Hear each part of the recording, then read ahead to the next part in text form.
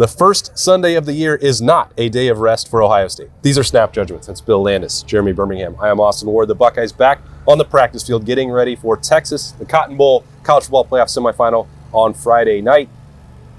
I don't know, Bill. To me, it seemed like a team that was pretty locked in just during their media day session in the Woody Hayes here in the team room.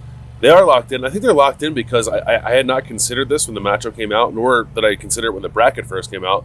The familiarity with Texas that Ohio State has, like it's not a ton. Like these guys haven't played Texas up and down the roster, but Will Howard played Texas a lot. Caleb Downs played Texas last year. Jim Knowles faced Sark in 2021.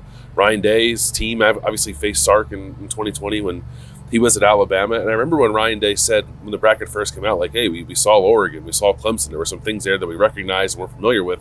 I didn't include Texas in that thought process, but I think actually now looking back on it that he was. So I think that combined obviously with how well Ohio State has played in these first two games, doesn't make them overconfident, but I think erases some of the uncertainty that might come when you're playing a team out of league on a stage like this. Yeah, and the refrain we've heard over and over is that doesn't matter. That didn't matter. Like that may as well just be on the sign in here. It doesn't matter. The past doesn't matter. The past doesn't matter, and Ohio State seems to be embracing that. I like that we got a different grouping of people today. We got to talk to Luke Montgomery and Brandon Ennis and Tyleek Williams, who we've not had any time with in I think close to a year. Lathan Ransom did not make it today. He was scheduled.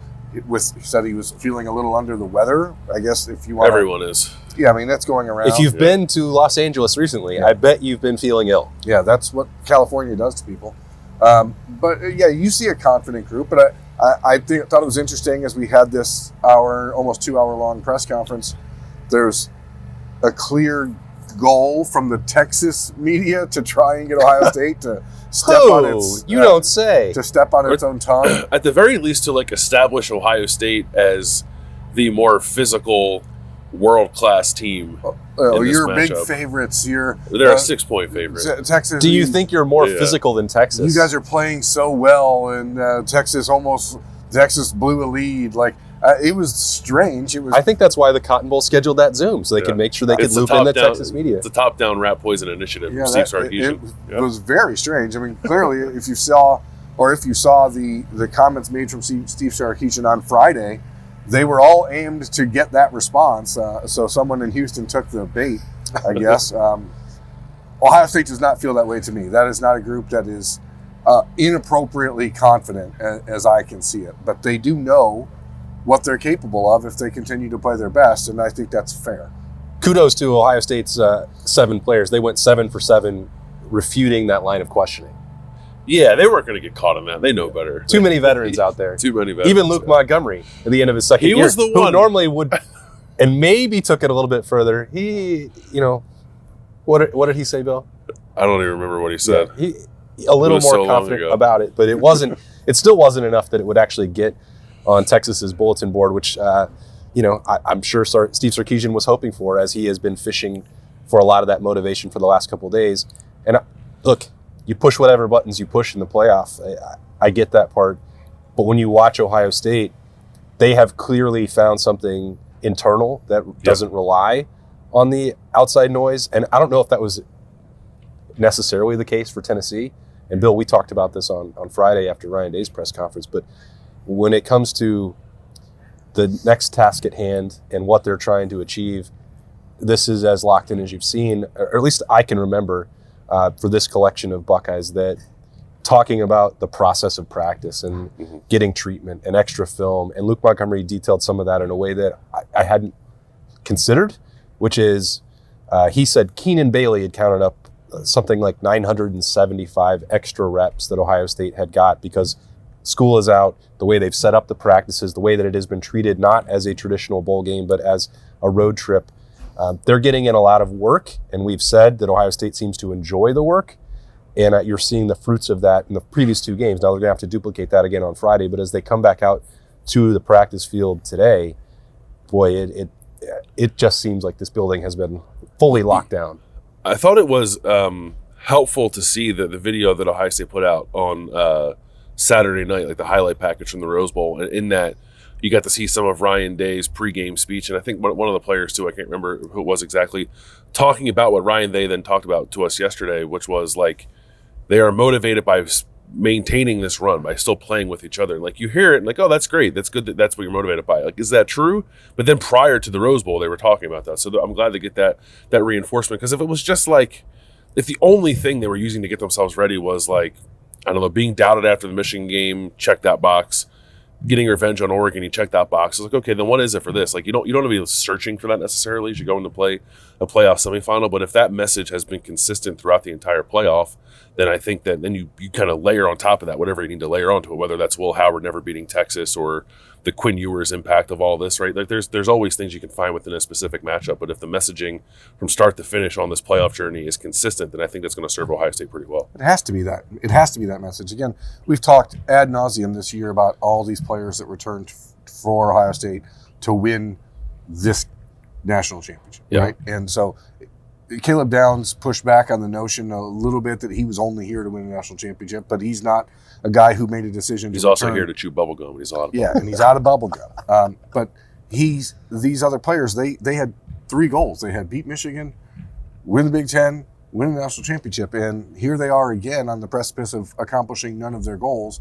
And if you have the ability to reconnect with that, hey, we get to play the game of football together one more time. Like, that means a lot to these kids, and especially all those guys that returned that could have been preparing for the NFL playoffs this weekend instead, or preparing to go to Cancun when their NFL team undoubtedly stinks because they get drafted too high or whatever. So, this is that brotherhood. It's something that Ryan Day has not removed from the vernacular around here, but it's certainly not thrown around as much as it was in the Urban Meyer era. That was like, the brotherhood was everything. Like, it was everywhere. It was, and this group kind of feels like they're really leaning on that heading into this week. I mean, I go back to Jack Sawyer as we were walking up the tunnel at the Rose Bowl on the notebook, and him just saying how much fun he's having playing with this group. And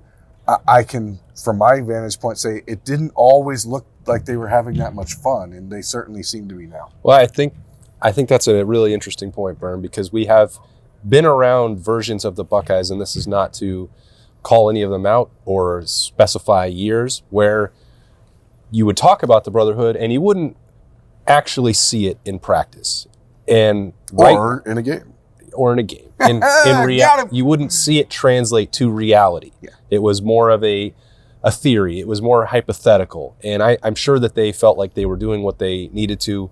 And again, this won't guarantee anything on Friday, but I think the way that they responded after the Michigan loss and the way that they played against Tennessee and the things that we saw around practice and in the build-up to what happened in the Rose Bowl and then what transpired afterwards, you're seeing something that, okay, that's real. But they don't have to just go out there and say, hey, this is the brotherhood, this is what we do. There's a difference between talking it and walking it. And that's, I'm just kind of coining that phrase right now. Someone once referred to that as like theory and testimony. Is that right? I think they talk about that here. Bill, how many times did the postseason, post-Michigan meetings get brought up today? Like, a few times. That brotherhood got tested on November 30th to the point where there was at least an opportunity for a small fracture and potentially an opportunity for could have been a major fracture. Yeah. And that hasn't happened. And it seems like everyone that we talked to today in some way, shape, or form alluded to those meetings and how Ryan Day in those meetings, what I took from it was humbling himself almost at his players' frustrations. Yeah. It seems like that's played out well for Ohio State. I mean, that's the beauty of this new era of college football, right? Because if we're in the 4-team playoff world, I don't think Ohio State wouldn't have made it. I don't think. And then what happens, right? You can have that meeting. What comes of it? Who decides to opt out? Who decides to leave? Like, who's last year's Cotton Bowl happened? Yeah, yeah. I guess we. Well, even that's not true because all those guys, like a lot of those guys, decided to still play in that game, and then it still went sideways on them. Like this had the opportunity to be. Potentially far more catastrophic of a loss, I think, but they were able to reset, knowing all along like how talented they were, which I'm sure made November 30th all the more frustrating. Of course it did, but I was uncertain whether or not. Wow. Obviously, clearly they would reset that way, and if it was going to feel like the 2022 season where they felt like they had like a new shot at life and were able to like embrace that underdog mentality I didn't think this was going to be the same, but I think it actually ended up being the same, and they were able to cultivate that. We have to just mention what are you going to say to him? We have to mention it. So the Ohio State incoming freshmen, the early enrollees are here in the building doing their workouts and stuff. Devin Sanchez came back to get. Did he come back to get a towel that he left? No, I think or shoes. I think it was his cleats. And a team manager, equipment guy walking through with a giant thing of Gatorade just fell and knocked it over. And Devin, on his way out of the building, stopped and turned around to help clean it up. It's attention to detail. That's man. See, that's culture. What a guy. That's culture, folks. It's an example of culture in real. And he's only been here for a week. Yeah, 5 days. All right, so that's some more brotherhood vibe-ish stuff for snap judgments. What about actual ball from those 7 Buckeyes, Bill? What'd you learn? Some insight on Texas, I think. This is a very good Texas defense. I think this is a step up from what Ohio State has seen against Tennessee and Oregon. I think it's probably the best defense Ohio State will have faced this year. I know there's some people throwing stats around that, like Texas' defense is good. Also hasn't played very many good defenses. Also gave up 900 yards. That's true. Yeah, that's true. Like I mean, we'll see what it looks like when it gets on the field. But like if you on an individual like man-to-man basis, there's a lot of talent on that Texas defense. And I'm wondering about the matchup with the defensive line yet again with Ohio State's offensive line. I thought it was interesting that Will Howard, who faced Texas last year when they had two tackles that were both first and second round picks, like just monsters in the middle of that line. They're not there anymore, but he said like that's still a very good defensive line, configured differently, I think a little bit, still good at tackle, but maybe more like edge and linebacker oriented than they were a season ago. But there's a lot of speed there. I think they're a well-coached defense. So, the Ohio State offense has had to face difficult tests already in these first 2 playoff games. I'm not saying they're not ready for it. I do think this is a little bit more of a challenge, though, than the first 2 games. I wanted to ask Will, he talked about how the Texas pass defense attempts to sort of bait you into making poor decisions. And to me, that's reminiscent of what Penn State does. And clearly that was a game where he came out and threw an interception on the opening drive that got returned for a touchdown. And I'm interested in how a guy who has a receiver that's as good as Jeremiah Smith, who you always look for as your first option on every play, he's the hot read, right? He's the guy that I'm going to look here first. How do you stop yourself or balance? Like, I still have to be aggressive going to JJ, but also knowing that they want me to go to him because they're baiting me into something. I'm interested. If you're trying to bait someone into throwing to Jeremiah Smith, that may be a poor strategy. Maybe. I'll take that bait. Yeah, I mean, that's bait. I just think that's an interesting plot in his head. I mean, I don't know if you saw the PFF stats for this past weekend of the top pressures in the quarterfinal games. Like Ohio State had 4 guys and Texas had 5 guys, and they get after it. So there's going to be a lot of pressure. It's going to force Will Howard to make quick decisions and to make quick throws, and that's where I keep going back to Penn State and like that first series where Penn State just basically made him do exactly what they wanted. Well, he is talking about that challenge in those terms of patience and not, taking the bait that you're mentioning, Berm. We'll see how that works, but I think Ohio State has found some answers here, that whether that's the offensive line, whether that's the scheme, whether that's what's happening with the run game as it's evolved over the last couple of weeks. I don't think that Texas could take the same approach that it has defensively against even the best teams they played. Georgia, which is incredibly limited, we've all seen that with their passing attack. Arizona State, which was not designed to beat them that way, but still found plenty of success a week ago in the playoff. Clemson threw it well against them. Like if that's the approach, and I'm not saying any of this to suggest that Texas is not good defensively, because they have elite athletes at all 3 levels on that defense, but they are not some impenetrable force. And if they think that they can just sit there and play zone against Ohio State's passing attack, I think that would be a good matchup for the Buckeyes. Maybe I'm wrong about that, but this is an offense that has answers for every sort of scheme you can throw at them. Yeah, I think so too. There's some stuff there like Texas's secondary is bigger and more physical than I think Oregon's is. But I'm going to trust Ohio State's receivers and the way that Will Howard's throwing the ball against anybody right now. I'm going to trust them against a couple NFL teams at this point, the way they're operating.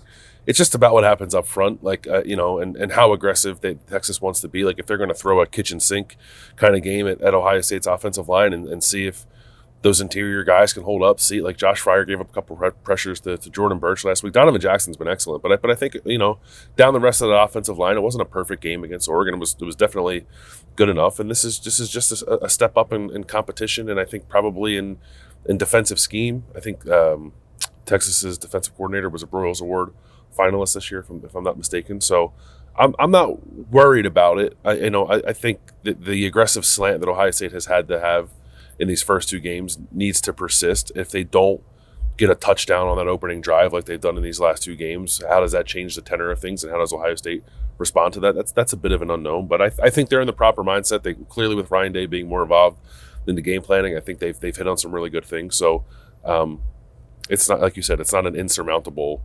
obstacle here for Ohio State, but it is a slightly more difficult one, I think. Bill, you're a man of the North.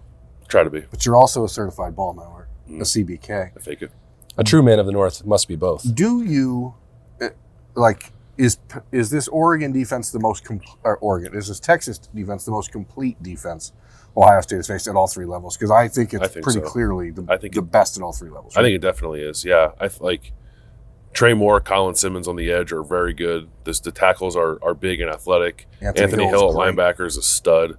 You have the Thorpe Award winner in the secondary. You have Andrew Makuba at safety, who I think is an excellent player and a really physical player. So Doug and I on Kings of the North before the playoffs started, we're ranking the defenses based off how many holes we thought those defenses had, and I think the top two we landed on were Texas and Ohio State in terms of just not having obvious identifiable weak spots. Yeah. It's an interesting conversation because I don't know that Penn State's maybe getting enough credit. It's starting to right now. You mentioned the early play right away for Will Howard at Penn State. I don't know that they're getting enough credit. That's the team that has clearly given the Buckeyes the most fits. I guess we could debate it or flip a coin. They're both very good, but we got plenty of time. We do have plenty of time for that. Penn State. But I think that this, we'll get to that, I suppose. But not if Marcus Freeman has anything. Yeah, I think I'm taking Notre Dame still. I picked them going into the playoff, and I believe that they're going to beat Penn State. That's a conversation for another day. But it is a real advantage. We started this Snap Judgments talking about Ohio State's potential familiarity with Texas. This is not a situation where Will Howard is going in blind. Now, he's operating a different offense with different solutions than Kansas State could have ever hoped to present. But I'm thinking even back a year ago, one of Will Howard's most productive days, the most productive passing day in his career, didn't get the victory, but they went to overtime with Texas, came against this defense, with one that I think was better in terms of personnel than it might be right now. So I think maybe I'm giving Steve Sarkisian the bulletin board material that he wants, but you always do. I think that and it's not saying that Texas is bad. I think Penn State's defense overall is better, and I think that Ohio State is equipped to beat Texas in a way that no other offense they faced this year really is. And that doesn't mean that they can't put a good game plan, a good effort, a good execution on Friday night and win the Cotton Bowl. I'm not suggesting that by any stretch of the imagination, but in terms of which is the best defense that Ohio State has faced, I'd still probably say that that's Penn State. And maybe I'll be wrong. I would say Michigan. Based off what we saw in that game. Okay, in terms of teams that had the best success, I was trying not to talk about that game because I don't even think that had much to do with Michigan's execution as much as Ohio State's offensive. So I don't think that there are a lot of teams in college football that can play the way that Michigan played in that game, which is fully trust your four guys up front to just handle their stuff and just park two safeties over the defense the entire time. I think Tennessee and Oregon maybe at times tried to mimic that and didn't have success. I'm sure Texas will try the same. They might be the best equipped of the three to find some success, but there's something unique about that Michigan front that allowed that to happen that I've sort of been waiting to see if it can be replicated, and I honestly don't know that it can. But from a dude standpoint, just all three levels, like Berm said, I think Texas is the best Ohio State has seen. Well, will be the best Ohio State has seen so far this year. It should be one heck of a matchup. Yeah. Lots of time to keep talking about it. Yeah, and we will. We will be back in the Woody Hayes Athletic Center, snow permitting, for an open practice session on Monday. So we'll have some more Snap Judgments. We'll have the podcast daily, of course, all week long, building up to kickoff on Friday night at AT&T Stadium. Looking forward to that. Looking forward to chatting with these guys a lot more about Ohio State and Texas as we get closer to traveling down to the Lone Star State. These have been some Sunday snap judgments, though. That's Bill Landis and Jeremy Birmingham. I'm Austin Ward. We appreciate you joining us. We'll talk to you later.